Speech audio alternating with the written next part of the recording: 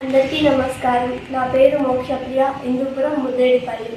ద్వితీయ దైవ గ్రంథం పఠనంలో భాగంగా నాకు ఇవ్వబడిన వాక్యం యోహాను సువార్త 12వ అధ్యాయం 42-43 వాక్యములు. అధికారులలో అనేక మంది అధికారులు ఆయన యందు విశ్వాసం ఉంచిరి, కానీ సమాజంలో వెలివేయబడుతురేమోనని భయపడి వారు ఒప్పుకొనలేదు.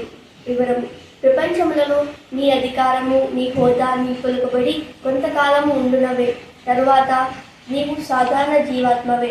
కొంతకాలం ఉండు వాటి కోసం శాశ్వతంగా ఉండు వాటిని కూడా వదులుకోవడం తెలివి తక్కువ పని కాదా అని దేవుడు అనుచున్నాడు. ప్రపంచంలోని ప్రజల మెప్పు కంటే ప్రపంచంలో అందులోని ప్రజలను పుట్టించిన దైవం యొక్క మెప్పు గొప్పదని తెలియాలి. నీవు జ్ఞానం ఎడల సిగ్గుపడితే జ్ఞానము నీ ఎడల సిగ్గుపడను. జ్ఞానం ఎడల సిగ్గుపడక ఎవరు ఏమనుకొనినా పర్వాలేదనుకోవాలి.